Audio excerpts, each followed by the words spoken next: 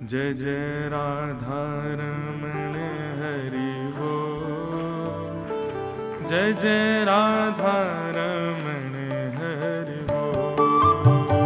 जय राधा रमण हरि बोल। जय राधा रमण हरि बोल। जय जय राधा रमण हरि बोल। जय जय राधा रमण हरि बोल।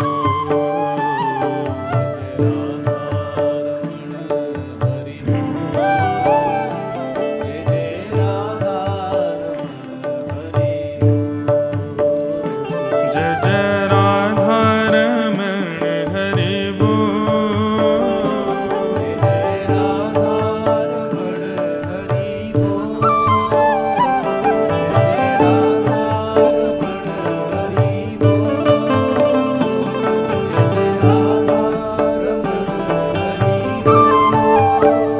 जय जय राधा रमण हरि बोल।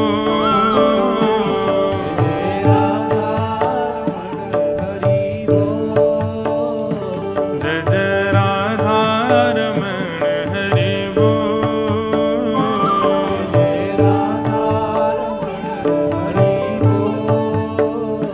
जय जय राधा रमण हरि बोल।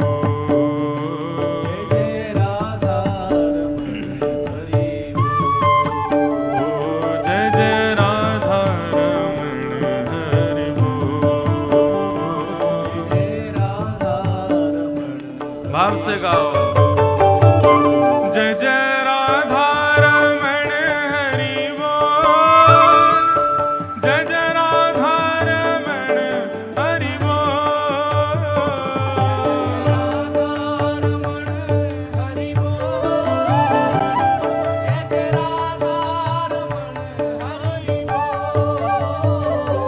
जय जय राधा रमण हरि बोल। प्यारे राधा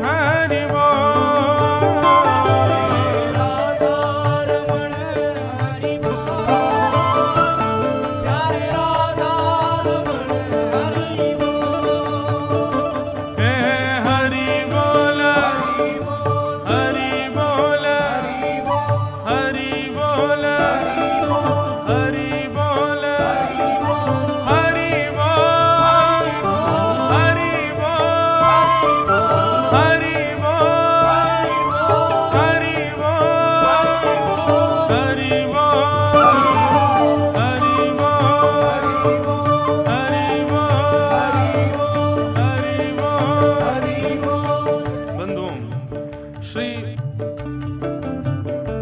चैतन्य महाप्रभु भिक्षायाटन करने के लिए जाते थे, और जब किसी के घर के बाहर भिक्षा के लिए जाते तो पात्र आगे करते, तो घर के जो सदस्य होते थे वो भीतर से दाल चावल जो भी भिक्षा के लिए देना होता था लेके आते थे। जैसे ही दाल चावल लेके आते तो महाप्रभु जी अपना हाथ पीछे कर लेते, बोले बाबा कहाँ भयो, भिक्षा लेवे आयो, ले। बोले नहीं ये भिक्षा नहीं चाहिए। तो घर में कितने लोग हैं? बोले हम 5 लोग हैं, हम पति पत्नी और हमारे 3 बालक। तो बोले आप 5 से निवेदन है, भुजा उठा करके हरि बोल हरि बोल हरि बोल हरि बोल बोल दीजिए, यही हमारी भिक्षा है। घर घर जाते और सबसे जाकर के कहते कि हमको भिक्षा दो, और भिक्षा में कोई सामग्री लाते तो सामग्री नहीं लेते, बोलते बस आप हरि बोल बोल दो, यही भिक्षा हमें चाहिए। ऐसे महाप्रभु जी सबसे नाम की भिक्षा मांगते थे। हम लोगों की जीव हमारे वश में है, श्रीधाम वृंदावन है, साल के अंतिम दिन चल रहे हैं, श्रीमद् भागवत जी सन्मुख विराज रही है, कृष्ण जन्मोत्सव आज कथा में होने वाला है, सब अद्भुत श्रृंगार करके उर्धपुंड तिलक लगा करके यहाँ बैठे हो, धाम में विराज रहे हो। इसलिए भैया यहाँ पर कोई विचार मत करो, भुजा उठा करके भाव से हे हरि बोल हरि बोल हरि बोल हरि बोल हरि बोल हरि बोल हरि बोल हरि बोल हरि बोल हरि बोल हरि बोल हरि बोल राधे बोल कृष्ण बोल गोपाल बोल माधव बोल हरि बोल हरि बोल हरि बोल हरि बोल हरि बोल हरि बोल हरि बोल हरि बोल हरि बोल हरि बोल राधे बोल गोपाल बोल माधव बोल कृष्ण बोल राधे बोल हरि बोल गोपाल बोल हरि बोल हरि बोल हरि बोल हरि बोल हरि बोल हरि बोल हरि बोल हरि बोल हरि बोल हरि बोल हरि बोल हरि बोल हरि बोल जय जय श्री राम, जय जय श्री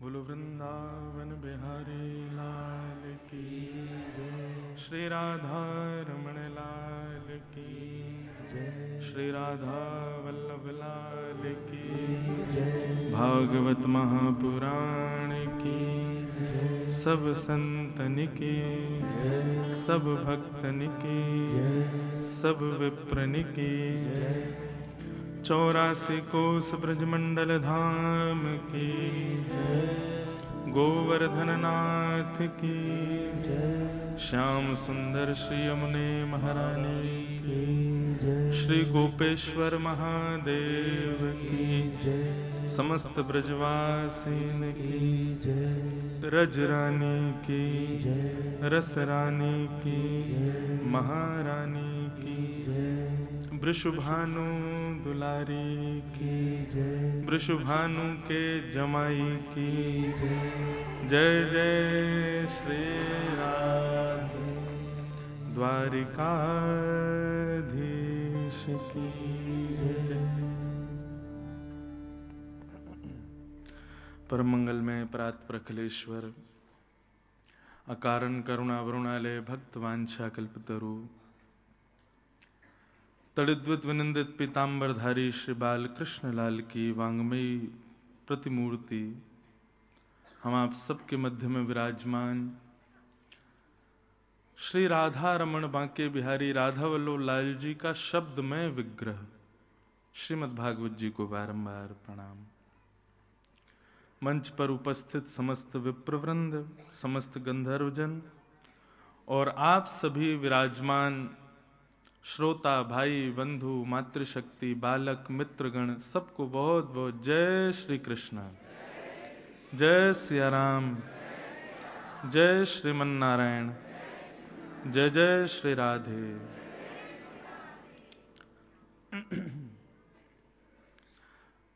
श्री जी की कृपा से हम आप सब लोग वृंदावन धाम के यमुना जी के पावन पुलीन तट पर अविराजित होकर के भागवत भागीरथी श्रवण कर रहे हैं, जिसका आज चतुर्थ दिवस यहाँ प्रारंभ हो रहा है। आप सब लोगों की मुखाकृति और वस्त्रों की शोभा ही बता रही है कि आज क्या है। जैसे वैष्णव के माथे का तिलक बता देता है कि ये ठाकुर जी का है, जैसे सौभाग्यवती नारी के मांग का सिंदूर बता देता है कि ये सौभाग्यवती है, ठीक वैसे ही आज की जो आपकी वेशभूषा है ये बता रही है कि आप सब लोग निश्चित ही ठाकुर जी का उत्सव करने के लिए एकत्रित हुए हैं। यह भी एक वैष्णव लक्षण है बंधु। आपकी आभा प्रभा और आपकी बोली चाली, आपके नेत्रों का मटकना, आपकी शब्दावली, इससे परिचय हो जाए कि आप ठाकुर जी के हो। जैसे कोई विदेश में पढ़ा हुआ बालक हो तो उसका इंग्लिश का एक्सेंट ही बता देता है कि ये इतना तक बता देता है कि अमेरिका में पढ़ा है कि लंदन में पढ़ा है, दोनों का एक्सेंट अलग है।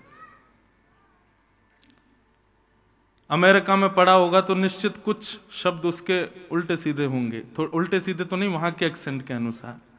जैसे इंग्लैंड इंग्लिश में बोलते हैं शेड्यूल, अब अमेरिकन इंग्लिश में बोलते हैं स्केड्यूल, अलग हो जाता है।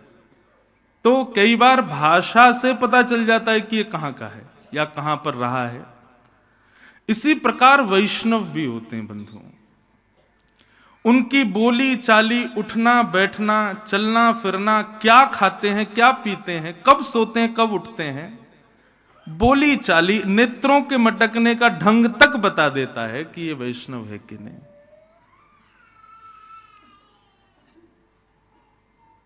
नंदोत्सव होने वाला है ना आज तो इसलिए पहले से ठाकुर जी अलार्म बजा रहे हैं ध्यान से सुनिए बंधु। हमारा व्यवहार बता देता है कि हम वैष्णव। आप निश्चित माने प्रणाम करने की जो प्रक्रिया होती है ना, उससे पता चल जाता है कि इसने कितना सत्संग किया होगा।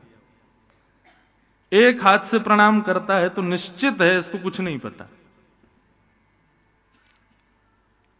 प्रणाम करने में झुक कैसे रहा है, दंडवत भी कर रहा है तो कौन से पैर को आगे कर रहा है, किसको पीछे कर रहा है, हाथों की क्या आकृति है। वैष्णव जन गुरुजन यही देखते हैं कि ये कितना जानकार है। हमारे प्रणाम की स्थिति तक बता देती है कि हम वैष्णव हैं कि नहीं। हमारी प्रत्येक नेत्रम वक्त्रम विकारेण, हमारे नेत्र, हमारी वाणी और हमारे आकार विकार से पता चल जाता है कि हम कैसे हैं। इसलिए वैष्णवता इन तीनों में परिलक्षित होनी चाहिए। वैष्णव जो होगा ना, वो आंख से आंख मिला के बात नहीं करेगा। निश्चित गुरुजनों के संग रहने वाला, कथाएं श्रवण करने वाला, वो जब चर्चा करेगा तो वो निश्चित है कि अपने नेत्र घुमा नीचे रखेगा। वैष्णव जो होगा उसको जीव को जो प्रिय लगे वो भोजन की आवश्यकता नहीं होगी, बस कुछ मिल जाए जिससे तन में शक्ति बनी रहे, ऐसी सामग्री ग्रहण करेगा। वस्त्र की भी सुध नहीं होगी कि मैंने क्या पहना, कैसा पहना, कोई रीझा कि नहीं। ये सब वैष्णव लक्षण है। आपके आकार विकार विचार, बोली वाणी, भोजन, जल, इन सबसे पता चल जाता है कि हम वैष्णव हैं कि नहीं। इसलिए सबसे पहले व्यवहार में वैष्णवता लाओ। ये कथाएं आदि सुनकर के, संत जन वैष्णव जनों की प्रवचन सुनकर के अपने व्यवहार को पहले वैष्णव बनाओ। व्यवहार में वैष्णवता होनी बहुत जरूरी है।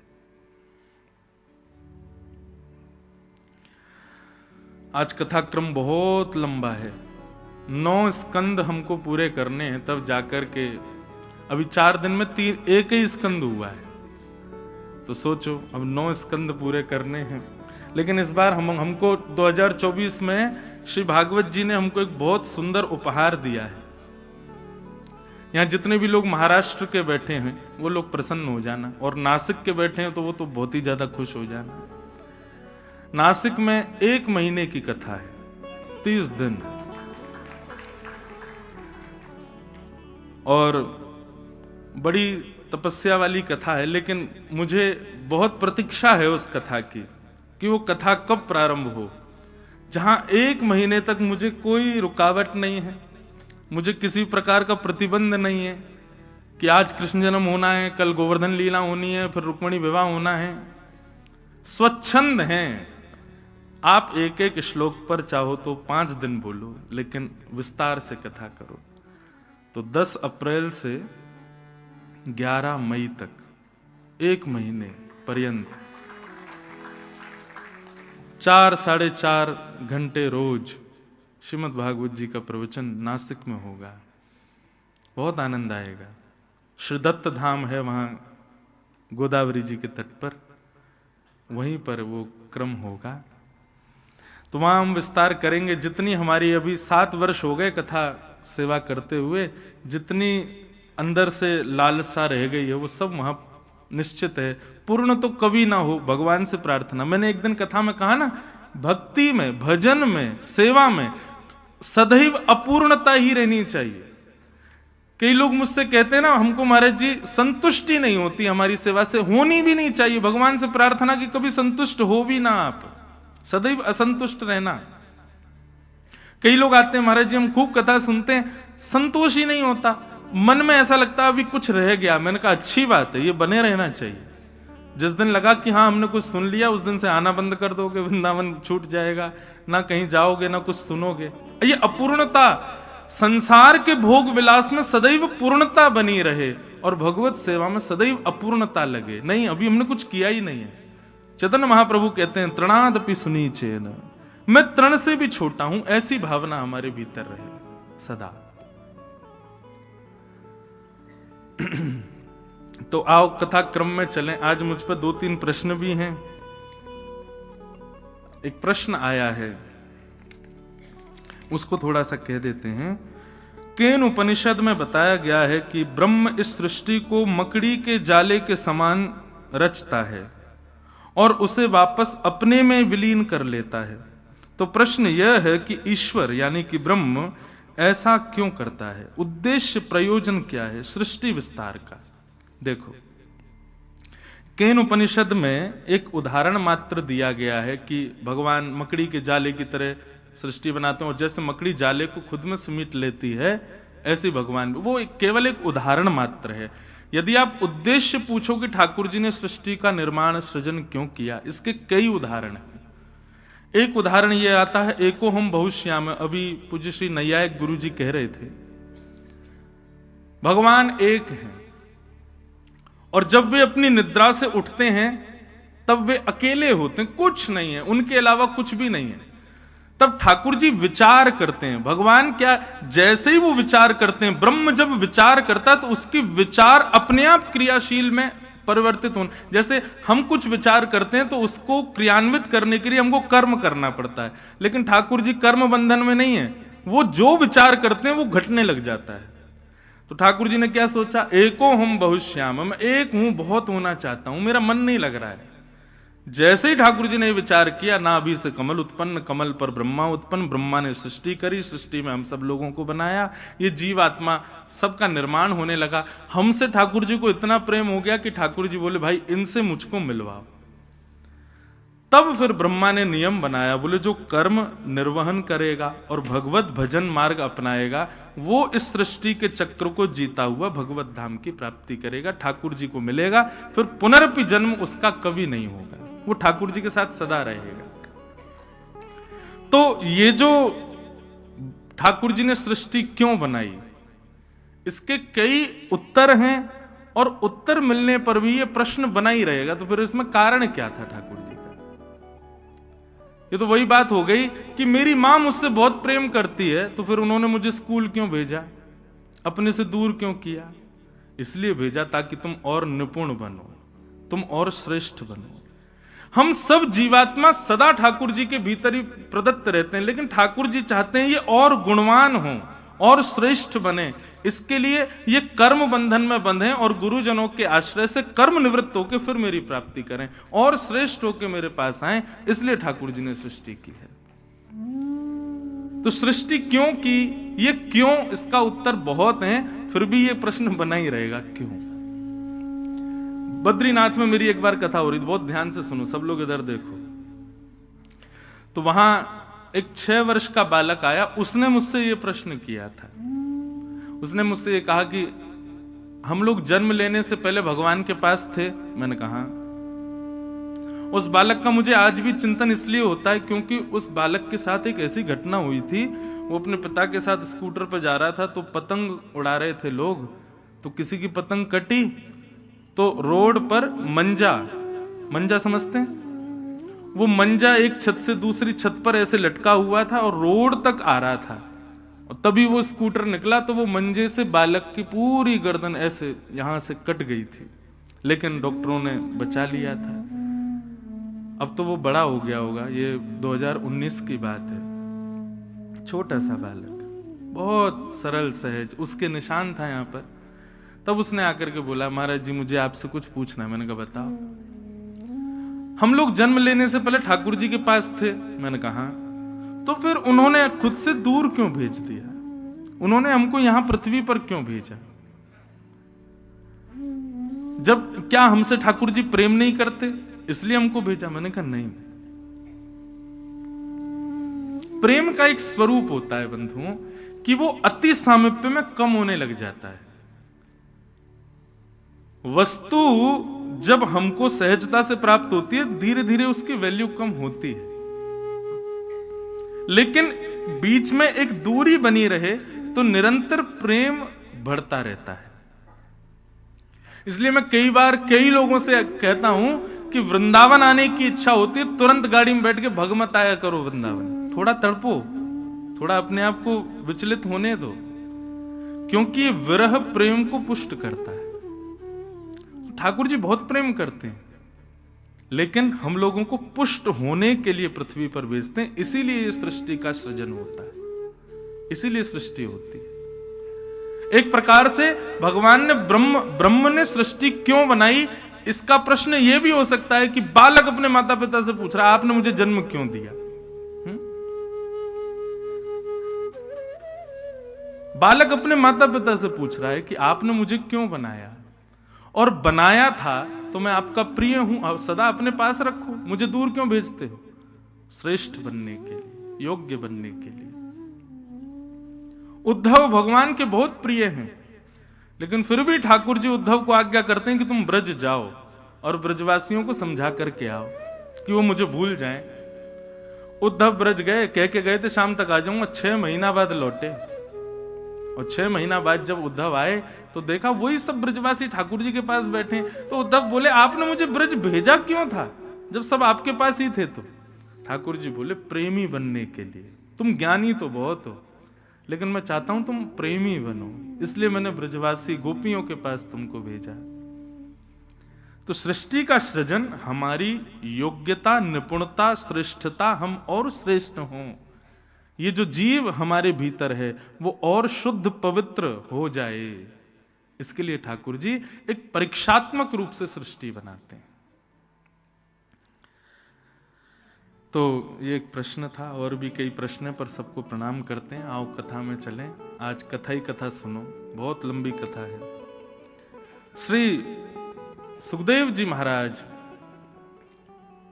मंच आसीन हैं और परीक्षित जी उनसे प्रश्न कर रहे हैं, भगवान जल्दी मरने वाली की मुक्ति का उपाय क्या है? तब यहां से श्री सुखदेव जी महाराज कहना प्रारंभ करते हैं कि वरीयानेशते प्रश्न क्रतो लोकहितं नृप आत्मविद सम्मतः पुंसां श्रोतव्यादिषु यप्परः। तुमने ये प्रश्न अपने लिए नहीं किया है, क्रतो लोकहितं नृप, ये लोकहित के लिए तुमने प्रश्न किया है।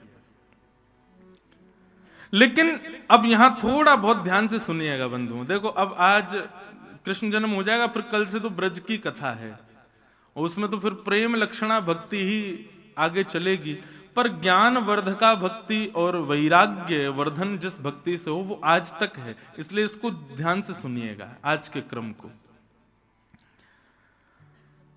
सुखदेव जी कहते हैं, परीक्षित सबसे पहली बात तो ये प्रश्न जो तुमने किया है ये तुम्हारे लिए उचित नहीं है। वैसे तो तुमने अपने लिए किया नहीं है, लेकिन अगर तुम्हारे लिए ये प्रश्न है तो ये प्रश्न उचित नहीं है। क्यों?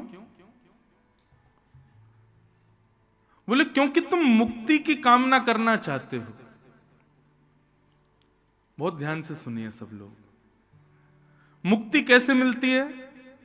जिस व्यक्ति ने एक बार भी अपने संपूर्ण जीवन में भगवत दर्शन, अरे भगवत दर्शन तो बहुत दूर की बात, वैष्णवों के भी दर्शन यदि अपने जीवन में किए हो, निश्चित है उसको मुक्ति प्राप्त हो जाएगी।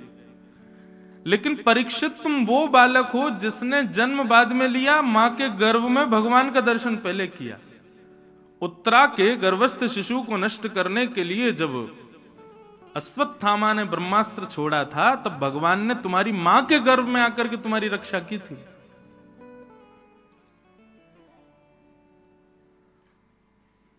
ये कॉन्सेप्ट समझना इसलिए जरूरी है क्योंकि अधिकतर सब लोग यही चाहते हैं कि हमको मुक्ति मिले। मुक्ति की कामना कोई बुरी नहीं है, अच्छी है, परंतु मुक्ति से भी श्रेष्ठ कुछ है, वो समझिए।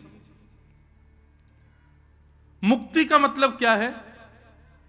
पुनरपि जननम पुनरपि मरणम पुनरपि जननी जठरे शयनम, ये बार बार मां के गर्भ में आना, कर्म बंधन में बंध करके, और फिर अपने जीवन को पूरे जीवन को कर्म बंधन में बंध करके जीना। फिर पूर्व का कर्म तो है ही, अगले कर्म, इस जन्म के कर्म और मिक्स हो जाते हैं, फिर लीड चढ़ जाती है। जो लोग क्रिकेट देखते हो, टेस्ट मैच देखते हो, उनको पता होगा। अभी टेस्ट चल रहा है ना आजकल, इंडिया साउथ अफ्रीका का, और थोड़ा क्रिकेट से लगाव है इसलिए उस रूप में कहूं तो टेस्ट मैच में क्या होता है, जैसे एक टीम ने जितने रन बनाए, दूसरी टीम को उतने नहीं बनाने, उससे ज्यादा बनाओ ताकि दूसरी टीम को लीड चढ़े। तो हमारे साथ क्या होता है, हमारे पूर्व जन्म के कर्म तो हैं ही, उनको तो हम भोग ही रहे हैं, फिर इस जन्म में भी हमने जो जो किया वो और पिछले मिलकर के और विशाल पर्वत बन जाते हैं, फिर दोबारा उनको भोगने लग जाओ। और इसी चक्कर में फंस करके बार बार जन्म लेना पड़ता है। लेकिन व्यक्ति जब मुक्ति प्राप्त करता है तो मुक्ति प्राप्त होते ही उसका पुनर्जन्म नहीं होता, वो ठाकुर जी के पास ही रहता है सदैव। और फिर जब ठाकुर जी अवतार धारण करते हैं, राम बन के आए या कृष्ण बन के आए, तो जो लोग मुक्ति प्राप्त कर चुके हैं ठाकुर जी उन्हीं को ही पात्र बनाते हैं। भाई सुनो, तुम हमारी मां बन के चलना है, तुम हमारे पिता नंद बाबा तुम बन के आना, अच्छा तुमको ना बड़े हमसे दो दो हाथ खेलने की इच्छा, तुम कंस बन के आना। इसी प्रकार सारे पात्र जितने भी आते हैं वो सब मुक्ति प्राप्त किए हुए ही पात्र बन करके आते हैं, और ठाकुर जी के संग लीला करके फिर उनकी पुनश्च मुक्ति हो जाती है। हमें मुक्ति क्यों नहीं चाहिए? भगवान को विष देने आई पूतना, उसको भी मुक्ति मिली, और हमने भजन किया, हमको भी मुक्ति मिली। पूतना ने कोई परिश्रम नहीं किया, भगवान से विद्वेष करके वो मुक्ति प्राप्त करती है, और हम भजन करके मुक्ति प्राप्त करते हैं, और दोनों को पदवी क्या मिल रही है? मुक्ति की। मतलब मैंने इतनी कथाएं करी, इतना भजन किया, इतना राधा रमन लाल, श्री वृंदावन बिहारी लाल, राधा वल्लभ लाल, सब जगह दर्शन किए, अपने गिरधर लाल जी की खूब सेवा करी, और इन सब के बदले मुझे मिला क्या? मुक्ति। और मुक्ति प्राप्त करके जैसे ही मैं वैकुंठ गया तो जो मुझे सीट मिली थी वहां मैं जाके बैठा, तो मैंने देखा भाई देखूं और कौन बैठा है यहाँ पे। थोड़ी दूरी पे रावण भी बैठा था, थोड़ी दूर शूर्पणखा भी बैठी थी, इधर देखी तो वो भी पूतना भी बैठी है, अघासुर, बकासुर, धेनुकासुर सब बैठे हैं यहीं पे। भैया ये राक्षस यहाँ कैसे आ गए? बोले क्योंकि भगवत विद्वेष के भले ही सही इन्होंने भगवान को याद किया और भगवान के द्वारा मारे गए, इसलिए इनको भी मुक्ति मिली। मैंने कहा जय भले भैया, हमने इतनी मेहनत करी, गला फाड़ फाड़ के खूब संकीर्तन किया, हाथ घिस गए महाराज, सेवा कर करके, मंदिर परिक्रमा दर्शन आदि कर करके, संतों को प्रणाम कर करके कमर झुक गई, तब जाके मुक्ति मिली। और इन्होंने भगवान को गालियां दी, इनको मुक्ति मिल गई। इनमें और हम में कोई अंतर नहीं। ये है मुक्ति। मुक्ति सबको मिल जाएगी, जो भगवान से विद्वेष कर रहे हैं उनको भी मिल जाती है। बस अंते नारायण स्मृति, अंतिम समय में भगवत स्मरण हो गया तो मुक्ति निश्चित है। यह है मुक्ति। लेकिन परीक्षित, तुम मुक्ति मांग रहे हो, यदि तुम्हारी मुक्ति होनी ही होती तो तुमने भगवत दर्शन किया है अपने मां के गर्भ में, तुमको मुक्ति की पूछने की जरूरत नहीं है, तुमको मुक्ति मिल ही जाएगी, निश्चित है, ऑलरेडी तुम मुक्त हो चुके हो। लेकिन फिर भी सोचो, एक ब्राह्मण ने तुमको श्राप दिया तो ये नहीं कहा कि आज शाम को तक्षक सर्प डस दे, उसने 7 दिन की तुमको अवधि दी, 7 दिन को तुमको समय प्रदान किया। इससे क्या समझ में आता है? तुम मुक्ति कामना के लिए नहीं तुम्हारा जन्म हुआ है। भगवान ने तुम्हारे मां के गर्भ में तुमको इसलिए नहीं बचाया कि तुम मुक्ति प्राप्त करो, इसलिए बचाया कि तुम कुछ श्रेष्ठ करो। परीक्षित बोले वो श्रेष्ठ कर्म क्या है भगवान? बोले मुक्ति का मतलब है मृत्यु के बाद भगवान की प्राप्ति। पर 7 दिन तुम्हारे पास बचे हैं, इन 7 दिनों में तुम भक्ति मांगो। भक्ति का मतलब क्या है? बोले जीते जी श्वास चल रही है और भगवान मिल जाएं, ये भक्ति है। मृत्यु के बाद भगवत दर्शन, उसको मुक्ति कहते हैं। और जीते जी ठाकुर जी मिल जाएं, इसको भक्ति कहते हैं। क्या चाहिए? मृत्यु के पश्चात भगवत दर्शन हो, ये कामना नहीं है हमारी। हमारी तो कामना है इसी जन्म में ही।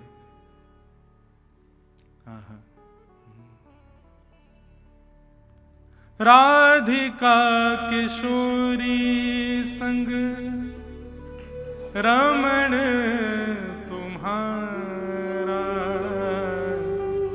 मुझको दिखा दो कभी ऐसा नजारा। राधिका किशोरी संग रमण तुम्हारा, मुझको दिखा दो कभी ऐसा। हम इसी के लिए कथा सुन रहे हैं, हम इसी के लिए नाम जप कर रहे हैं, इसी के लिए तिलक लगाए घूम रहे हैं, इसी के लिए शुद्ध आचरण कर रहे हैं, शुद्ध पवित्र व्यवहार कर रहे हैं, इसी के लिए हम ऐसे भेष में घूम रहे हैं, इसी के लिए हम संत संग कर रहे हैं, इसी के लिए हम विषयों से दूर हैं, ताकि हम इस योग्य बन जाएं कि हे राधिका रमण, आपके हमको प्रत्यक्ष इसी जन्म में दर्शन हो जाएं। बस वो दर्शन हो जाएं, फिर चाहे मैं मर जाऊं, फिर चाहे मैं मर जाऊं, बसा कर नैनन में, छिपा कर नैनन में, बसा कर नैनन में, छिपा कर नैनन। तो यह है भक्ति। हमारी अभिलाषा मुक्ति की नहीं है भगवान। हमारे ब्रजवासी तो गाते हैं, कहा करूं वैकुंठ ही जाए, जहां नहीं नंद, जहां नहीं यशोदा, ब्रज तज मोरी जाए बलाएं, कहा करूं वैकुंठ ही जाए। एक बात बहुत ध्यान से सुनिएगा बंधु, आप काशी पहुंच गए ये आपका पुण्य है, आप हरिद्वार पहुंच गए ये आपका पुण्य है, आप गंगा स्नान कर लिए ये पुण्य है, बद्रीनाथ, केदारनाथ, द्वारिका, जगन्नाथपुरी, रामेश्वरम, किसी भी तीर्थ में आप चले गए ये आपका पुण्य है। पर आप वृंदावन आ गए ये आपका फल है, ये पुण्य नहीं है। ये सब तीर्थ यात्राओं का फल है कि आप वृंदावन आ गए। तो वृंदावन को पुण्य में कभी मत गिनिएगा। वृंदावन में कुछ अच्छा करेंगे तो हमारा पुण्य बढ़ेगा ना, वृंदावन में जो करोगे वो फल ही है। फल से रस मांगा जाता है। वृंदावन तो फल है बंधुओं, वृंदावन पुण्य भूमि नहीं है। अरे कहां तक कहूं, एक शास्त्र में तो ऐसा भी कहीं वर्णन है कि वृंदावन को धाम बोलना भी वृंदावन की एक प्रकार से अवहेलना है। वृंदावन धाम नहीं है, वृंदावन तो निज ठाकुर जी का ग्रह है, श्री जी का, श्याम सुंदर का निज निज निवास स्थान है। वृंदावन अद्भुत है। यहां की रीति अलग है, यहां मुक्ति की कामना नहीं है। यहां तो ठाकुर जी से आज्ञा प्रार्थना की जाती है कि नाथ कृपा करो हमें पुनश्च पुनः जन्म मिले। हम अपने लाल जी के जन्मोत्सव पर एक पद गाते हैं। हमारे लाल जी का जब जन्मोत्सव होता है तो सब लोग बधाई मांगते हैं। आज जन्मोत्सव होगा, यहां से बधाई लुटाई जाएंगी, आप सब लोग लूटोगे। लेकिन हमारे लाल जी का जन्मोत्सव होता है 14 जनवरी को, 11 से 17 इस बार द्वारिका में उत्सव है। तो 14 जनवरी को हम ठाकुर जी से एक प्रार्थना करते हैं, बधाई में हे लालजू, आप सबन को बधाई में सोने चांदी हीरे जवाहरात ना जाने कहा दे रहे हो, लेकिन हमको आपसे कहा चाहिए। बहुत ध्यान से सुनियो, बधाई में दीजो श्री ब्रजधाम।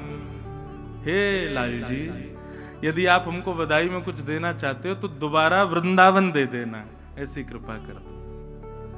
हमको स्वर्ग, अपवर्ग, मुक्ति, वैकुंठ इन सब की आवश्यकता नहीं है।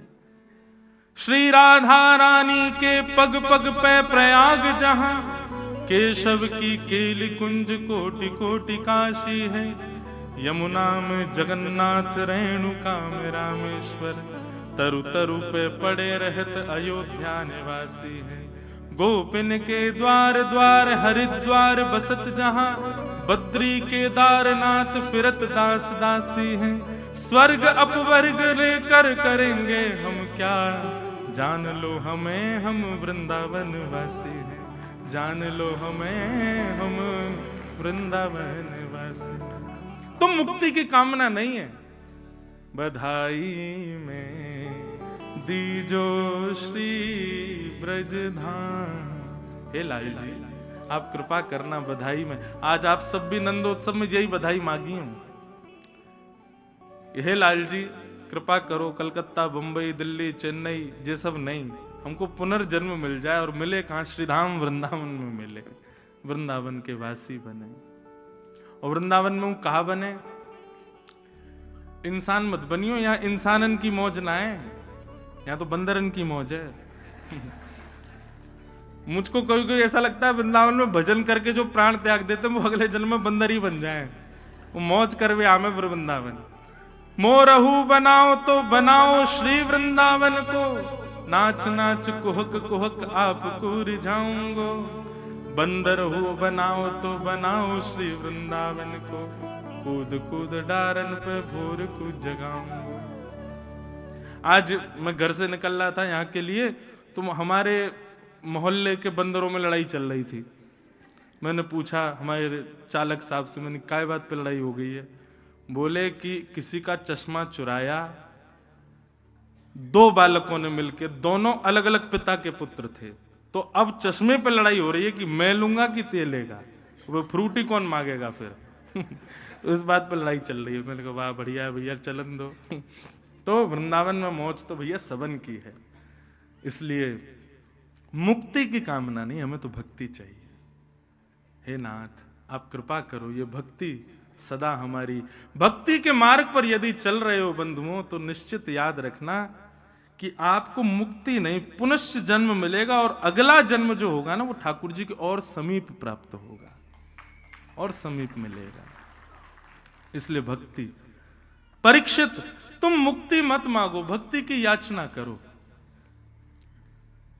बहुत विस्तार से बताया यहां तो, मुक्तियों के क्रम बताए, कौन कौन सी मुक्ति होती है, कैसे कैसे होती है, क्रम मुक्ति, सद्यो मुक्ति, उन सब मुक्तियों का वर्णन किया। परीक्षित जी ने हाथ जोड़ के अंत में कहा, भगवान अब मुझे मुक्ति की कामना नहीं है, मेरे जीवन के केवल 7 दिन बचे हैं, 7 दिन बाद तक्षक सर्प मुझे डस देगा, मेरी मृत्यु हो जाएगी। आपसे प्रार्थना है 7 दिन हो उससे पहले पहले श्याम सुंदर के प्रत्यक्ष दर्शन मुझको करा दीजिए, ऐसी भक्ति मेरे हृदय में प्रकट कर दीजिए। तब यहां से भागवत श्री सुखदेव जी कहना प्रारंभ करते। अब आगे फिर सुखदेव जी ने सृष्टि प्रसंग कहा, पृथ्वी कैसे बनी, उसमें फिर मानव कैसे बने, जीव जंतु कैसे बने, भागवत की पूरी साइंस यहाँ पर वर्णन की गई। उद्भिद स्वेदज जरायुज अंडज सबका निर्माण कैसे हुआ, ये सब भाव बताए गए। मानव को बनाने के लिए ब्रह्मा जी ने चतुश्लोकी भागवत का पुरुषण किया। भागवत के पुरुषण के पश्चात मानव की रचना हुई, और तत्पश्चात ब्रह्मा जी ने सबसे पहले सनक सनंदन सनातन सनत कुमारों को बनाया। चारों भगवान के प्रथम अवतार माने गए। 10 मानस पुत्र हुए, सबसे छोटे नारद जी। तत्पश्चात ललाट से महादेव प्रकट हुए। तब भी सृष्टि सृजन का कोई नियुक्तिकरण नहीं हो पाया। तब ब्रह्मा जी ने अपने देह को 2 रूपों में परिणत किया। तो बाम अंग से स्वयंभू मनु और दाहिने अंग से शत्रुपा प्रकट हुए।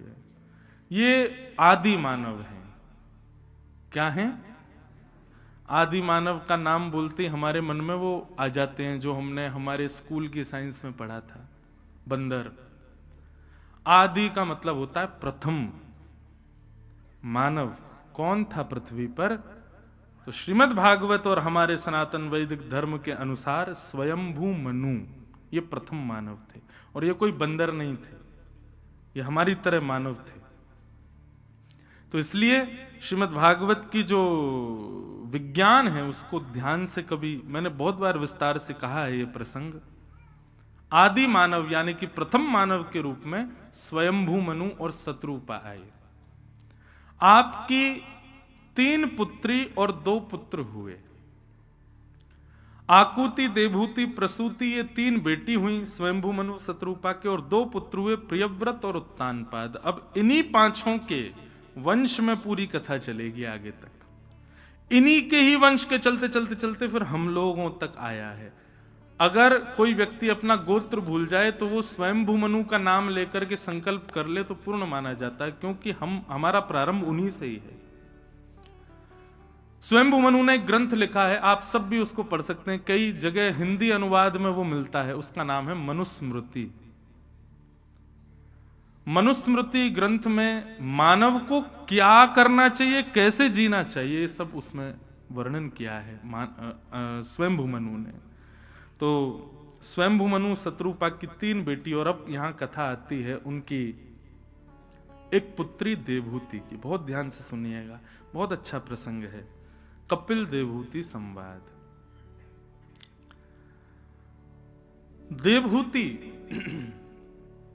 उनकी कथा अब यहां पर प्रारंभ होती है। ब्रह्मा जी की छाया से एक पुत्र उत्पन्न हुए जिनका नाम था कर्दम ऋषि। कर्दम ऋषि ने भगवान की अनंत वर्षों तक तपस्या की। भगवान प्रसन्न हो गए, प्रसन्न होकर के कहने लगे वरदान मांगो, क्या चाहिए? तो कर्दम ऋषि ने एक वरदान मांगा। यहां जितने भी वैष्णव अब विवाहित व्यक्ति बैठे हैं, बहुत ध्यान से सुनना इस प्रसंग को। जो वैष्णव हैं, ठाकुर जी की सेवा करते हैं और अभी अब विवाहित हैं, बहुत ध्यान से सुनो। कर्दम ऋषि ने भगवान से क्या मांगा? हजारों वर्ष तक तपस्या की, और तपस्या करने के बाद जब भगवान प्रसन्न हो गए, बोले मांगो वरम ब्रूयात, क्या चाहिए? तो कर्दम ऋषि ने हाथ जोड़ करके जो वरदान मांगा है, अद्भुत। कि तथा सचाहम परिवोडु काम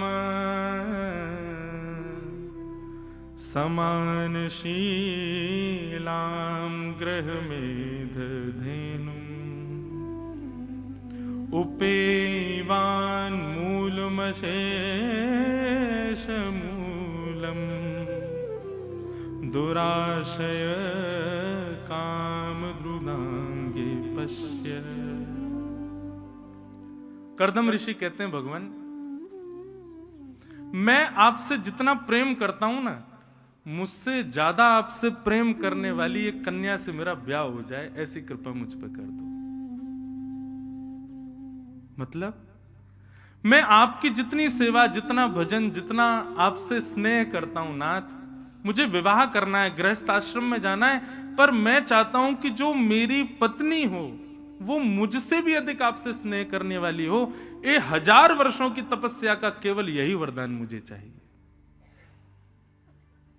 भगवान के नेत्रों में आंसू आ गए, श्रीमन नारायण के नेत्र सजल हो गए।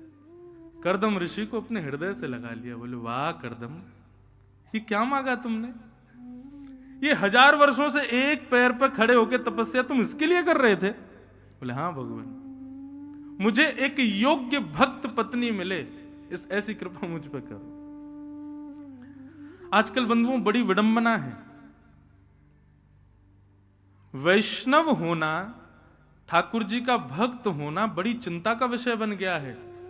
कहां तो युवा भक्ति मार्ग में आएंगे नहीं, और आते हैं तो उनके माता पिता बड़े चिंतित हो जाते हैं, क्योंकि मैं जगह जगह जाता हूं, इतने सारे बालक सुनते हैं कथा, आते हैं मिलने, उनके माता पिता कहते महाराज जी इसको समझाओ, बहुत भक्ति करता। मैंने कहा तो इसमें दिक्कत वाली क्या बात? मैंने कि कोई माता पिता यूं कहे कि हमारा बेटा बहुत पीता है, बहुत खाता है, मैंने तो समझ आए, भक्ति करता है, इसमें समझाने की क्या बात है? नहीं महाराज जी, अब इसका विवाह होगा, कहीं इसका पति या इसकी पत्नी वैसी नहीं मिली तो? अरे खाने पीने वाला होता, खाने पीने वाली मिल जाए तो चलेगा, उसके अकॉर्डिंग तुम खाने पीने वाले बन जाओ, लेकिन हम वैष्णव हैं, हमको वैष्णव पति नहीं मिलेगा इसलिए हम वैष्णवता छोड़ दें, ऐसा तो नहीं। इसलिए हमने अपने गुरुदेव से भी आज्ञा ली और एक संत से भी हमने पूछा, मैंने कि भैया कई लोग ऐसा भाव रखते हैं कि गृहस्थ आश्रम में तो जाना है, हम वैष्णव हैं, कंठी माला पहनते हैं, तिलक लगाते हैं, ठाकुर जी की सेवा करते हैं, अब हमको वैष्णव परिवार मिलेगा कि नहीं, क्या करें? तो हमने एक उपाय तो बताया कि कर्दम ऋषि का ये मंत्र याद कर लो, इसका रोज ठाकुर जी से निवेदन करो, और ठाकुर जी से क्या कहो, हे ठाकुर जी, हम आपसे जितना प्रेम करते हैं, हम आपके जितने नाम जप करते हैं, उससे अधिक आपसे प्रेम करने वाला, नाम जप करने वाला हमको जीवन साथी प्राप्त हो, ऐसी कृपा करो। और दूसरा, जितने भी वैष्णव बालक हैं जो लाइव भी सुन रहे हैं, अपने बायोडाटा में ये भी मेंशन करो कि हम तिलक लगाते हैं, हम कंठी माला पहनते हैं, हम 108 नाम जप रोज करते हैं, हम ठाकुर जी की नित्य सेवा करते हैं, वृंदावन जाना हमारी हॉबी है, इनकी कथा सुनते हैं, ये सारी चीजें मेंशन करके चलो। तो अगर खाने पीने वाला परिवार होगा ना, तो वो ब्रैकेट देखते ही कह देगा कि क्षमा करें, हम ब्याह नहीं कर पाएंगे। लेकिन योग्य परिवार होगा तो आपके सामने हाथ फैला करके प्रसाद के रूप में आपके पुत्र या पुत्री को मांगेगा कि ऐसी संतान हमारे घर में आए, कृपा करो। और सबसे बड़ी बात है भैया, ठाकुर जी से यही प्रार्थना करो, हे नाथ आपकी सेवा ना छूटे।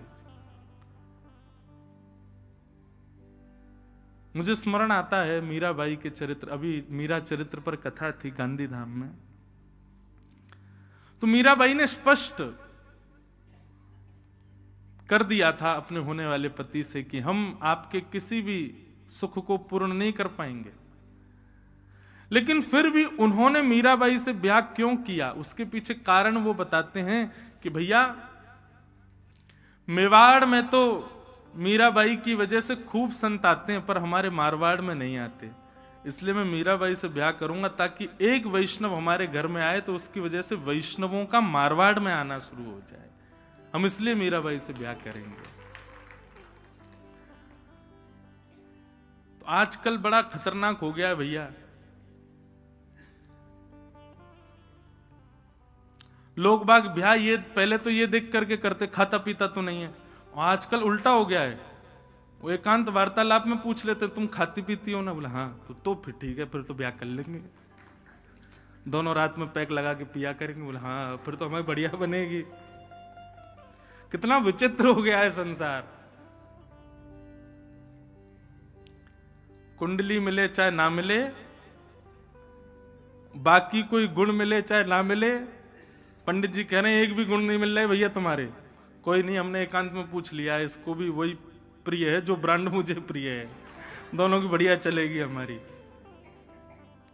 बहुत विचित्र हो गया भैया संसार। यही तो कलयुग है, यही तो कलिकाल है। लेकिन वैष्णव जितने भी बालक हैं, घबराओ नहीं, ठाकुर जी सब मंगल करेंगे। देखो, अगर योग्य पति या पत्नी मिल जाए तो भगवान की कृपा, और अयोग्य पति या पत्नी मिले तो डबल कृपा। योग्य मिलेगी तो कृपा, दोनों मिलकर भजन करना, और अयोग्य मिले तो उसके पक्ष का जो प्रेम जो उसको देना था वो भी ठाकुर जी को दे देना। लो, ये भी आपका। अनुकूल मिले तो कृपा, प्रतिकूल मिले तो और कृपा। पर यह मंत्र बहुत सुंदर है, इसको याद कर लो। क्या कह रहे हैं कर्दम ऋषि कि तथा सचाहम परिवोडु काम शमान शीलाम ग्रह में दधेनुम उपेवान मूलम शेष मूलम दुराशय काम दुदांग्रे पश्य। ठाकुर जी इतने खुश हो गए कर्दम ऋषि के इस भाव से कि भगवान के नेत्रों में आंसू आ गए, प्रेम अश्रु आ गए, और उन्हीं अश्रु बिंदुओं से बिंदु सरोवर बन गया। भगवान ने हृदय से लगाया और कर्दम ऋषि से कहा कि हे ऋषि, तुम चिंता नहीं करो, परसों तुम्हारा ब्याह होगा, और इस पृथ्वी के प्रथम मानव स्वयंभू मनु की बेटी देवहूति के साथ तुम्हारा ब्याह होगा। वो मेरी परम भक्त है, तुमसे ज्यादा भक्त है मेरी, उससे तुम्हारा ब्याह होगा। कर्दम ऋषि तो आनंदित हो गए, जय हो भगवान, जय हो, मैं बड़ी कृपा हो गई मेरे ऊपर, आपने मुझे ऐसी कृपा कर दिया, अनुग्रह कर दिया। एक जगह मुझसे किसी ने प्रश्न किया, महाराज जी, कर्दम ऋषि ने मांगा तो संसार भगवान से, और आप कथाओं में कहते हो कि ठाकुर जी से ठाकुर जी के अलावा कुछ मत मांगो। देखो, ठाकुर जी से कोई सांसारिक व्यक्ति भी वस्तु भी मांगनी हो ना, तो वो भी ठाकुर जी की प्रसादी के रूप में मांगो। पति हो, पत्नी हो, बालक हो। अब लोग कहते हैं हे बालाजी सरकार, हे वृंदावन बिहारी लाल, हमारा घर बन जाए। अब ये आ गई संसार की बात। लेकिन आप बिहारी जी से कहो, हे बिहारी जी, अभी आप छोटे घर में विराज रहे हो, हम चाहते हैं कि आपका सुंदर भवन हो, आप सुंदर कक्ष में विराजो, आपकी सुंदर सुंदर व्यवस्था हो, ऐसी कृपा करो नाथ, आपकी सुंदर भवन निर्माण हो, आपका बने। ठाकुर जी को निवेदित करते हुए ग्रह की भी कामना होगी तो वह भी भक्ति बन जाएगा।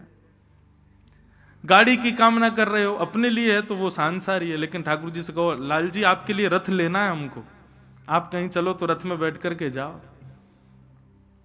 इस भाव से गाड़ी की भी कामना होगी ना, तो वह भी भगवत प्रसाद है। लेकिन कई लोग बड़े चतुर हैं, मन में तो ये सोच रहे हैं उपभोग तो हमको ही करना है, लेकिन व्यास जी कह रहे हैं तो बोलना ही तो है बस बिहारी जी से, आपके लिए चाहिए करवा दो, उपभोग तो हम ही करेंगे। ऐसा नहीं, पूर्ण रूपेण मन बुद्धि चित्त सब में ठाकुर जी का प्रसाद है, यही भाव होना चाहिए। जैसे कि कर्दम ऋषि का है, उनको उपभोग के लिए गृहिणी की आवश्यकता नहीं है। ठाकुर जी आपकी भक्ति में कर पाऊं, आपकी भक्ति और श्रेष्ठता से मेरे ग्रह में हो, इसके लिए मुझे एक श्रेष्ठ भक्त पत्नी प्रदान करो। भगवान ने कह दिया, कर्दम ऋषि की पुत्री स्वयंभू मनु की पुत्री देवहूति के साथ आपका ब्याह होगा।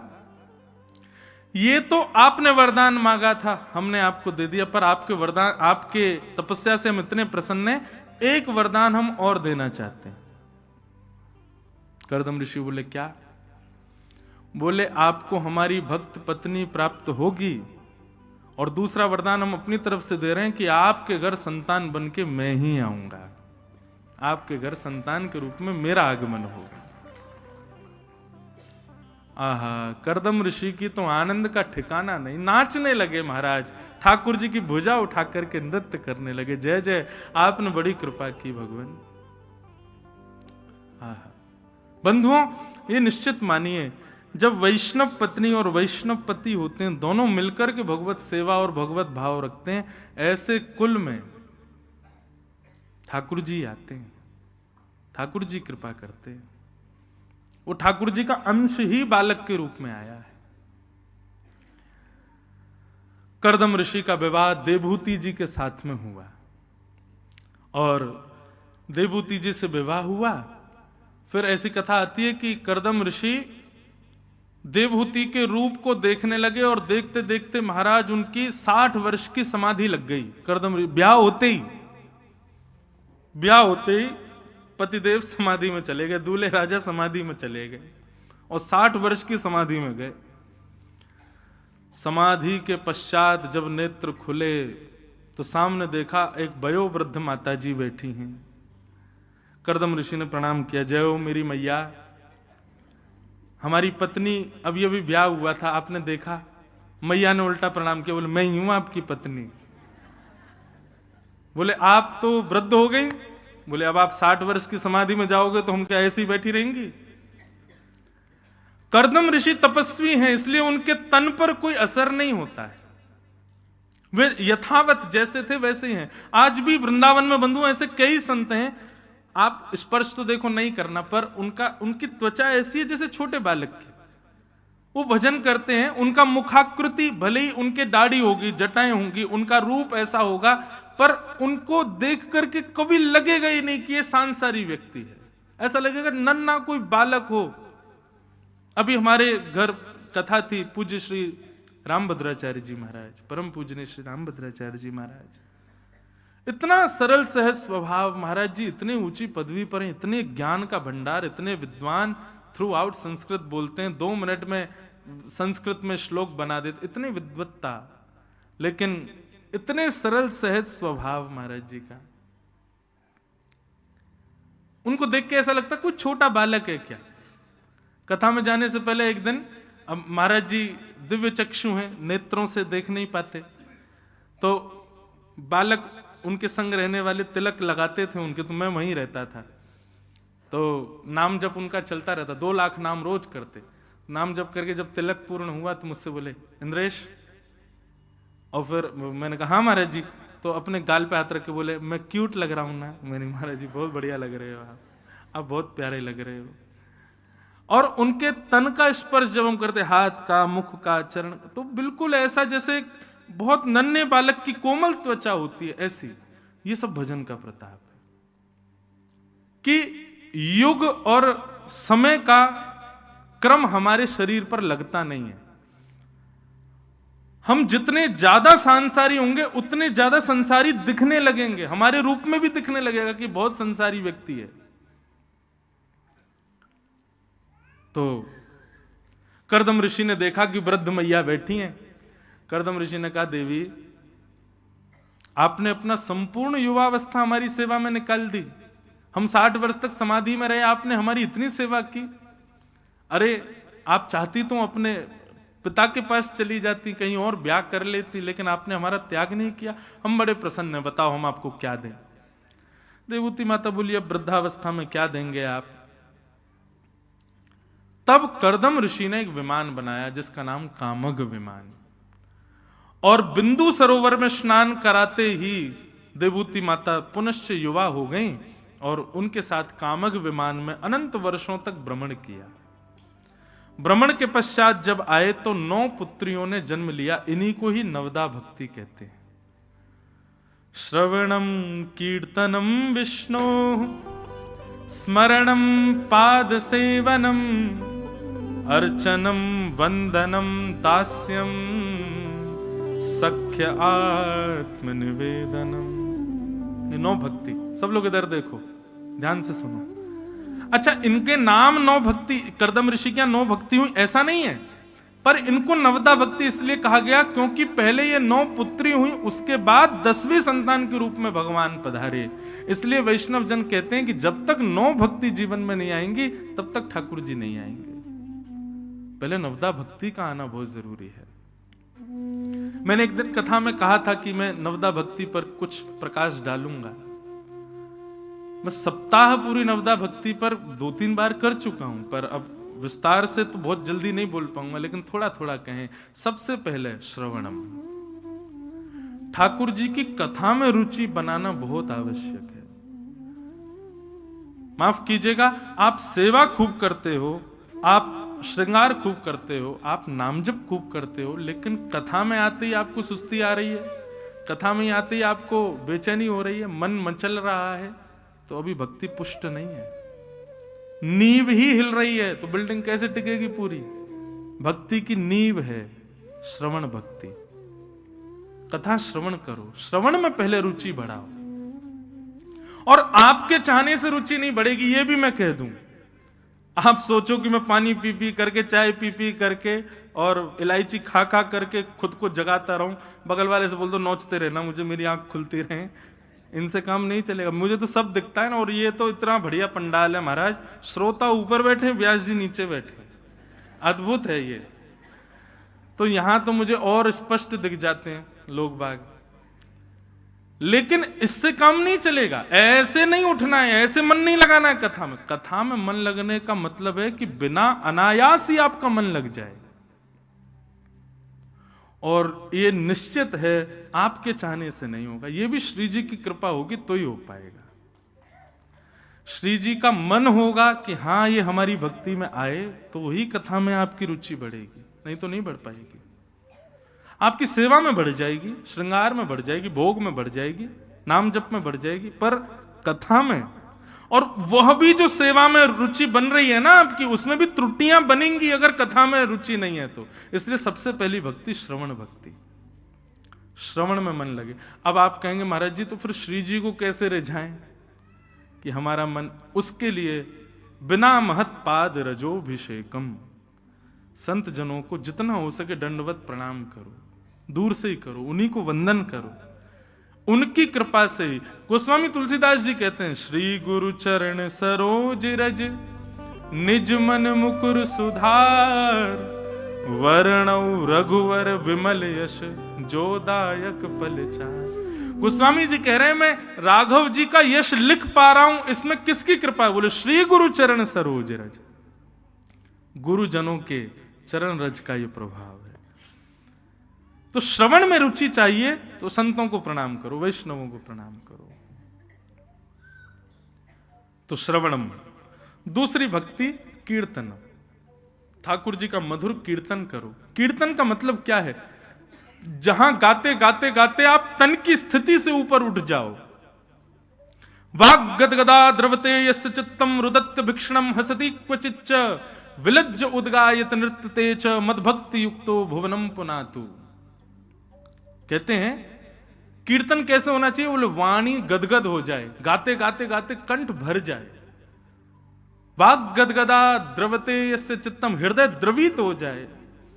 रुदत्य भिक्षणम, नेत्रों से अनायास अश्रु गिरने लग जाएं। हसती क्वचिच्च, नेत्रों में आंसू लेकिन मुख पर प्रसन्नता दिख रही हो। और विलज्ज उद्गायत नृत्यते च, लज्जा रहित होकर के भुजा उठा करके बस नाचने लगे।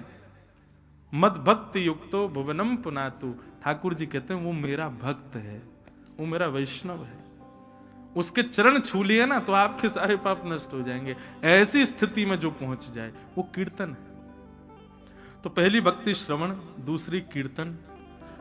अब देखो एक बात कहें, संसार के लोगों की दृष्टि में ये जो स्थिति मैंने अभी बताई, ऐसी स्थिति में कोई होगा तो उसको हम पागल कहेंगे, कहेंगे कि नहीं? पागल है भैया जी तो। लेकिन ठाकुर जी कह रहे हैं मद भक्ति युक्तो, वो मेरी भक्ति से युक्त है। श्रवणम कीर्तनम विष्णु, और फिर तीसरा आता है स्मरणम। नेत्र बंद करके ठाकुर जी का स्मरण करो। एक प्रैक्टिकल कीजिएगा बंधुओं,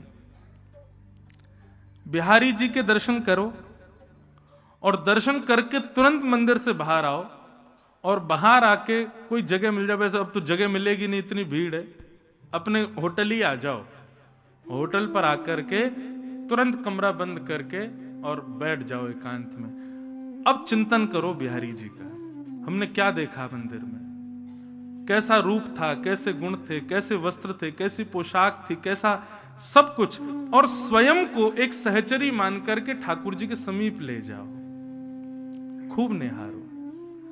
पहले तो आप कर ही नहीं पाओगे, क्यों? ठाकुर जी दिखेंगे ही नहीं, कुछ और ही दिखेगा। लेकिन श्रवण भक्ति अगर श्रेष्ठ होगी, कीर्तन भक्ति श्रेष्ठ होगी, तो स्मरण भक्ति अपने आप पुष्ट हो जाएगी। ये क्लासेस हैं, फर्स्ट पास आउट करोगे तो सेकंड में पहुंचोगे, सेकंड पास आउट होगा तब थर्ड में पहुंचोगे। तो श्रवणम कीर्तनम विष्णु स्मरणम, और फिर चौथा आता है पाद सेवनम, ठाकुर जी की सेवा। अभी क्या हो गया है, लोगों ने ये 3 भक्ति के सोपान तो चढ़े नहीं, सीधे 5वीं पे, चौथे पे आ गए, पाद सेवनम, ठाकुर जी की सेवा। पहले 3 तो पार करो, तब सेवा आप करोगे नहीं, ठाकुर जी करवाएंगे आपसे। पाद सेवनम। 5वीं भक्ति अर्चनम, ठाकुर जी की अर्चना करो। कभी सुंदर पुष्प के हार पहनाओ, कभी ठाकुर जी को तुलसी हार धराओ, और कुछ भी नहीं है तो भाव से श्रृंगार करो ठाकुर जी का, सुंदर सुंदर भाव धारण कराओ। तो श्रवणम कीर्तनम विष्णु स्मरणम पाद सेवनम अर्चनम, और फिर आता है वंदनम। वंदनम भक्ति का मतलब क्या है? ठाकुर जी की वंदना करो, जैसे ध्रुव ने की, प्रहलाद ने की, जयदेव ने की, मीराबाई ने की, सूरदास ने की, ऐसे ठाकुर जी की वंदना करो। अगली भक्ति आती है श्रवणम कीर्तनम विष्णु स्मरणम पाद सेवनम अर्चनम वंदनम, और फिर आएगा दास्यम, ठाकुर जी के दास बन जाओ। दास्यत्व का मतलब क्या है? तुम तज कहीं अनत ना जाऊं। एक हमारे ब्रज के अनन्य भक्त हुए मदन मोहन सूरदास, क्या नाम था? मदन मोहन सूरदास जी का एक पद है, बहुत सुंदर पद है। आज ही मैं पढ़ रहा था, अचानक मुझे याद आया। क्या कहते हैं मदन मोहन सूरदास? कथा क्रम ऐसे है, देखो अभी नंदोत्सव खूब जोरदार से होगा, लेकिन उससे पहले अभी कथा सुनो भाव से। मदन मोहन सूरदास जी का भाव ऐसा था कि उत्तर प्रदेश में एक स्थान है संडीला, वहां के वे एक सिपाही जैसे थे। जैसे अकबर राजा था भारत का, तो उसने जगह जगह अपने प्रतिनिधि छोड़ रखे थे। तो संडीले स्थान के प्रतिनिधि के रूप में मदन मोहन सूरदास जी थे। बहुत ध्यान से सुनना। तो मदन मोहन सूरदास जी साल भर में जितना टैक्स इकट्ठा होता था ले जाकर के अकबर को जमा कराते थे। लेकिन अब की बार इन्होंने क्या किया, जितना भी कर आया उस सारे कर से, सारे धन से इन्होंने संतों के भंडारे कर दिए, ठाकुर जी के उत्सव कर दिए, बढ़िया ठाकुर जी के मनोरथ कर करा करके, और जितना पैसा टैक्स का आया था जो अकबर को देना तो सब खर्च कर दिया संतों की सेवा में। अकबर के यहां से पत्र आया, बोले भैया साल भर का जितना कर आया भेजो। तो इन्होंने क्या किया, तिजोरियां थी उनमें पत्थर ईंट भर भर के भेज दिए अकबर के यहां, और एक पर्ची लिख करके भेजी, और उसमें क्या लिखा, बोले 13 लाख संडीले उपजे सब साधुन मिल गटके। 13 लाख सोने की मोहर हुई थी, पर सब साधुओं ने मिलकर बढ़िया पूरी कचौड़ी बना बना के सब ने गटक ली। 13 लाख संडीले उपजे सब साधुन मिल गटके, मदन मोहन सूरदास आधी रात वृंदावन को सटके। सब छोड़ छाड़ के वृंदावन भगे आए। अकबर को जब ये बात पता चली तो अकबर को गुस्सा तो नहीं आया, लेकिन अकबर के जो नीचे रहते थे लोग, उन्होंने कहा, बोले इसको पकड़वाओ, गिरफ्तार करो। वृंदावन में आकर के मदन मोहन सूरदास जी रहते थे। अकबर के सैनिकों ने आकर के उनको पकड़ लिया और ले जाकर के जेल में, कारागृह में बंद कर दिया।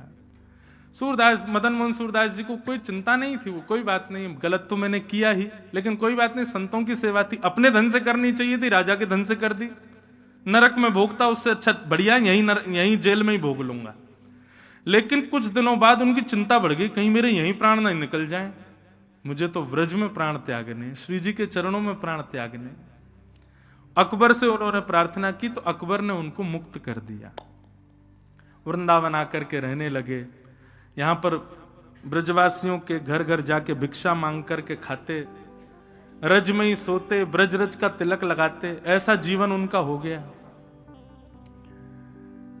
एक दिन ठाकुर जी प्रकट हो गए मदन मोहन सूरदास जी के सामने, और ठाकुर जी जैसे ही प्रकट हुए चरणों में गिर गए, बोले जय हो भगवान, आपके दर्शन हो गए प्रत्यक्ष। ठाकुर जी बोले राम राम राम, कैसा जीवन हो गया तुम्हारा? बोले क्यों?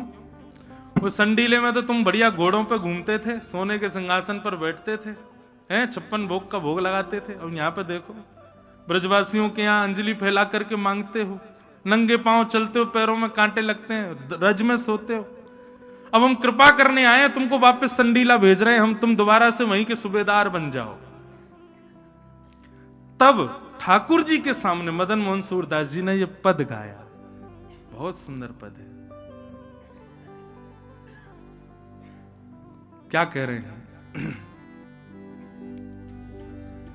मेरी गति तुम ही अनेक तोष पाऊं, हे नाथ मेरी गति तो केवल आप हो।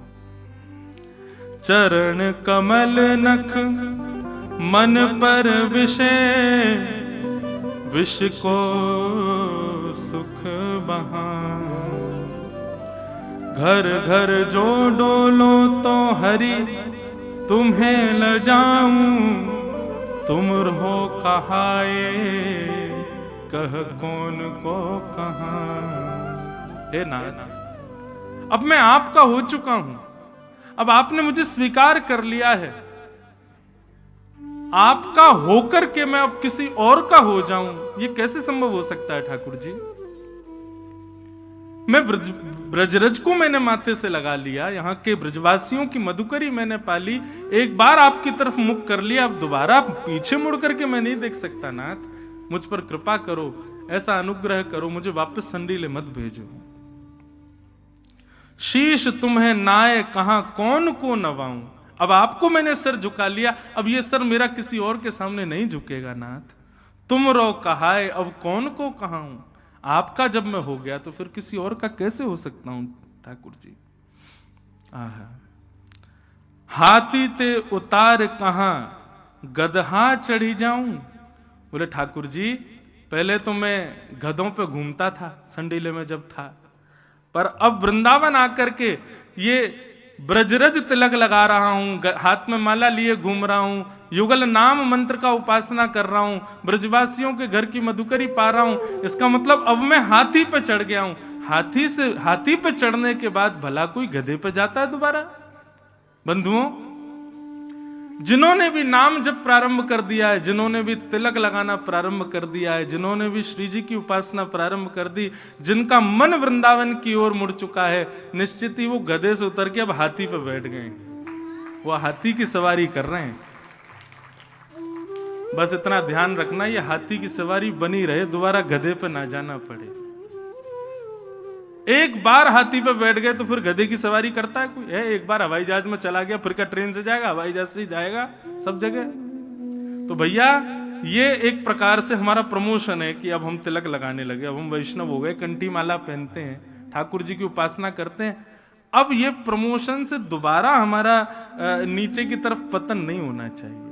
हे ठाकुर जी ऐसी कृपा करो। सूरदास मदन मोहन जन्म जन्म गाऊं, संतन की पनही को रक्षक कहाऊं। बोले पहले तो मैं अकबर के तिजोरी की रक्षा करता था नाथ, पर आपके जो गुणगान गाते हैं उन संतों की पादुकाओं का अब मैं रक्षक बनूं, ऐसी कृपा मुझ पर कर दो। आपको छोड़ के अब मैं कहीं नहीं जा सकता। यह भक्ति की पराकाष्ठा। तो इसे कहते हैं दास्य भाव। श्रवणम कीर्तनम विष्णु स्मरणम पाद सेवनम अर्चनम वंदनम दास्यम, और फिर आता है सख्य। सोचो, 1 2 3 4 5 6 7 भक्ति के सोपान जब चढ़ेंगे तब सख्य भक्ति आती है।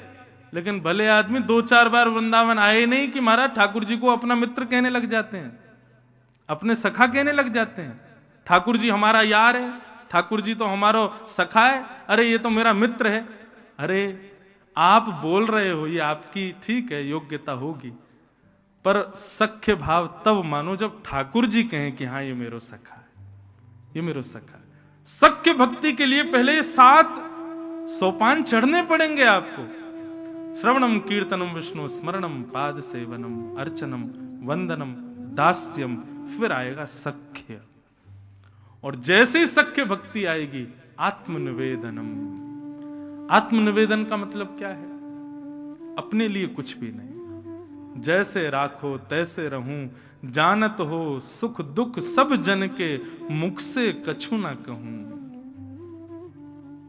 आप जैसे राखोगे ना तो वैसे रहें, यह है नवदा भक्ति। तो ये 9 जब आएंगे तब 10वें भाव के रूप में ठाकुर जी आएंगे। करदम ऋषि के यहां 9 पुत्रियां हुई, उनके बाद 10वें संतान के रूप में ठाकुर जी पधारे। ठाकुर जी के आते ही 9 पुत्रियों का ब्याह कर दिया और करदम ऋषि वन को चले गए। आज देवभूति माता को एकांत में अपने पुत्र को देख करके लगा ये साक्षात भगवान है। जानती तो थी कि भगवान आए हैं, क्यों ना मैं अपनी मन की विडंबनाएं इनसे पूछ लूं। और यही कपिल देवभूति संवाद है। देवभूति माता ने कपिल भगवान से कुछ प्रश्न किए हैं। बहुत अद्भुत प्रसंग है बंधु, इतना अद्भुत है कि मैं क्या बताऊं।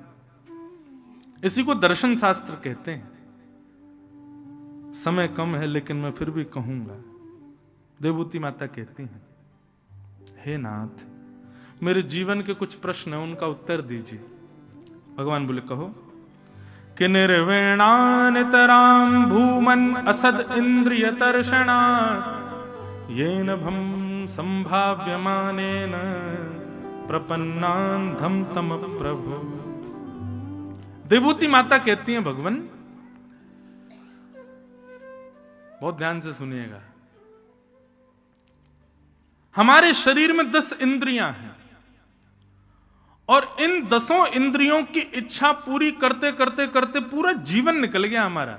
बचपन से अभी तक हम इनकी इच्छा ही पूरी करते आ रहे हैं। जीभ को जो चाहिए खिलाते हैं, नेत्रों को जो चाहिए दिखाते हैं, कानों को जो चाहिए सुनाते हैं, हाथों को जो चाहिए पकड़वाते हैं, पैरों को जहां जाना है वहां ले जाते हैं।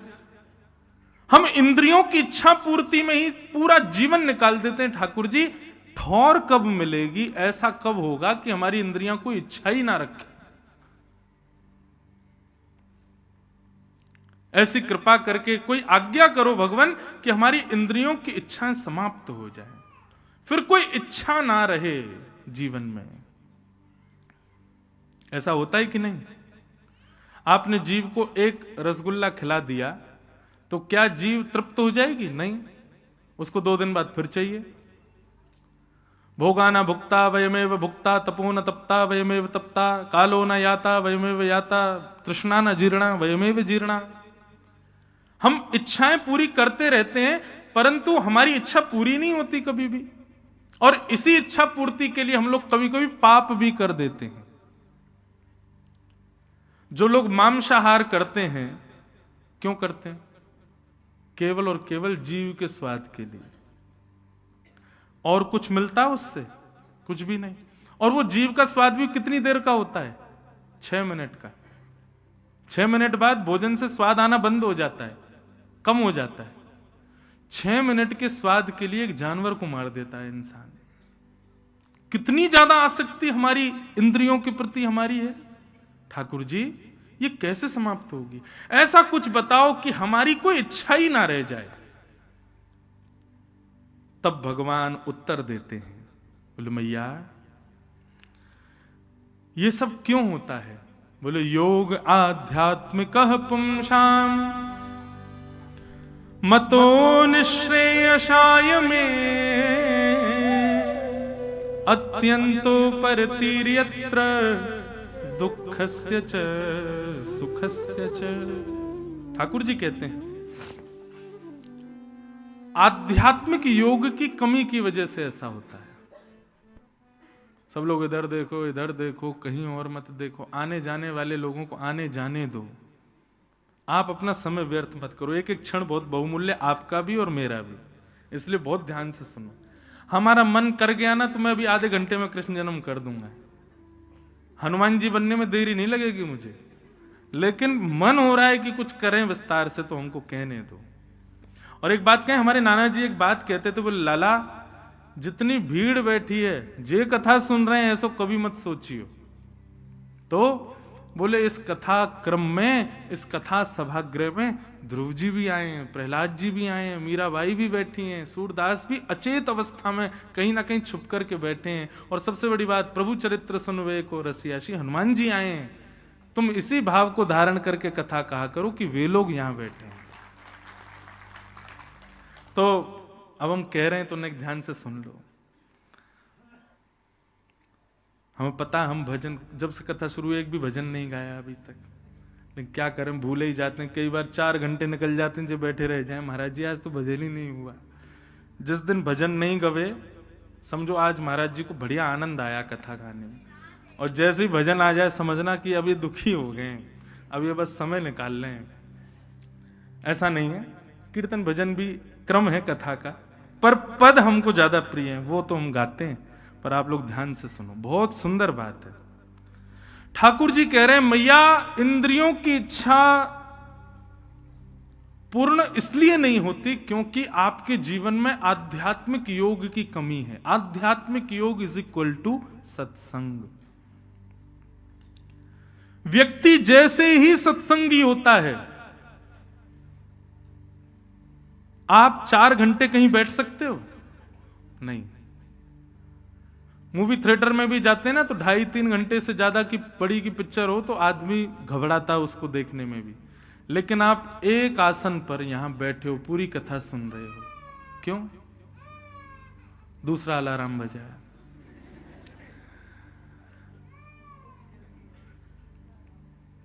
क्या बता रहा था मैं? हाँ, तो ज्यादा लंबी पिक्चर भी हो वहां भी आप नहीं बैठ पाओगे, लेकिन आप यहां इतने समय तक क्यों बैठ रहे हो? पिक्चर भी देखते हो, उसमें बीच में पानी चलते रहते हैं, पॉपकॉर्न खाते रहते हो, कुछ भी खाते पीते रहोगे, लेकिन यहां देखो आप बिल्कुल 3 बजे से बिना कुछ आहार ग्रहण किए 1 तक होकर के सब ऐसे ही बैठे हो। क्यों? सत्संग प्रारंभ होते ही हमारी इंद्रियां शांत होने लग जाती हैं, इंद्रियों की इच्छाएं धीरे धीरे कम होने लग जाती हैं, और जैसे जैसे सत्संग को आप जीवन में उतारने लग जाओगे तैसे तैसे इंद्रियां जो हैं वो अपने आप वशीकृत होने लग जाएंगी, अपने आप उनकी जो इच्छाएं हैं वो समाप्त होने लगेंगी। मैया बंधन का कारण इंद्रियां नहीं है, बंधन का कारण मन है।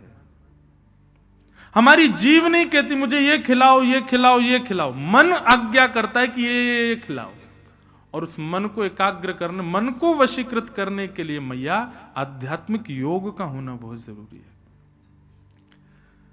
मैया ने प्रश्न किया आध्यात्मिक योग जीवन में प्रारंभ कैसे होगा? तब भगवान यहां बहुत अच्छी युक्ति बताते हैं। ठाकुर जी कहते हैं संग जब सुधरेगा तभी आध्यात्मिक योग आएगा।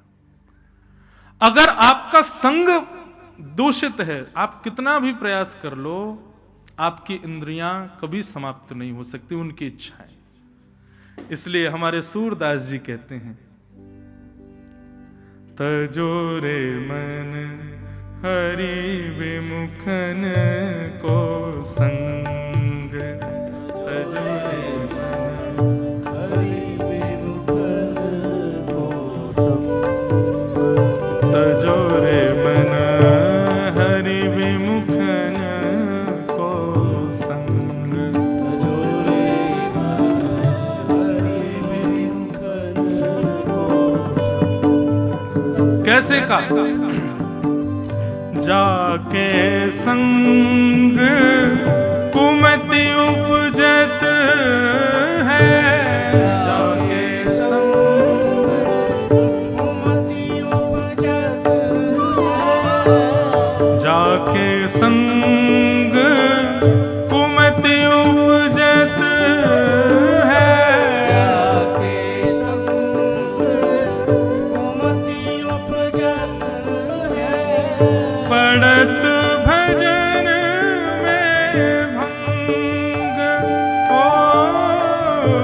पढ़त भजन में भंग पढ़त भजन में भंग हो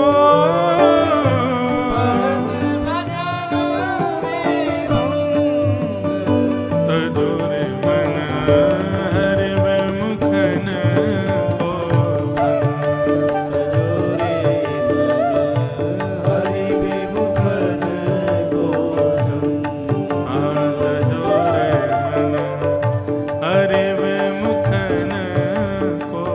संग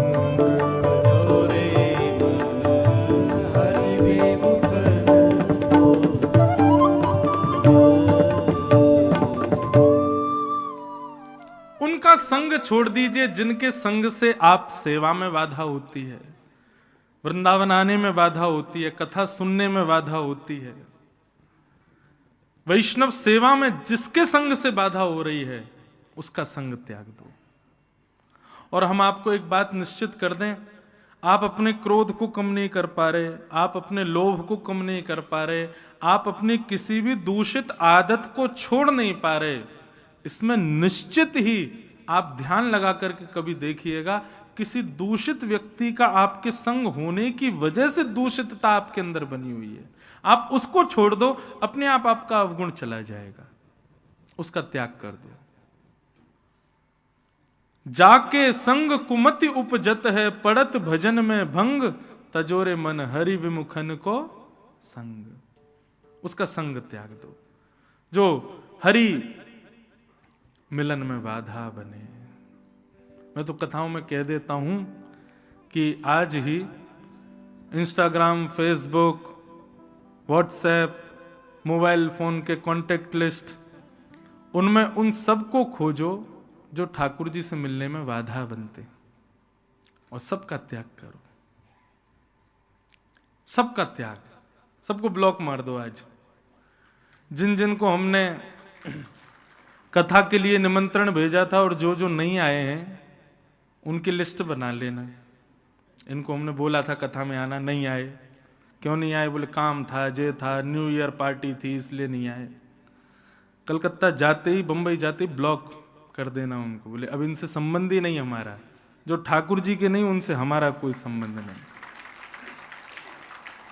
जो ठाकुर जी के हैं वो हमारे हैं भैया, और जो ठाकुर जी के ना है उनसे हमारा कोई संबंध ना है। तजोरे मन हरि विमुखन को संग। और अब यहां ठाकुर जी आज्ञा करते मैया, ये पंच गुण जिसमें हो उसका संग करो। कि तितिक्षव कारुणिका श्रुहृदः सर्वदेहिना अजात शत्रवः शांता साधव साधु भूषणा।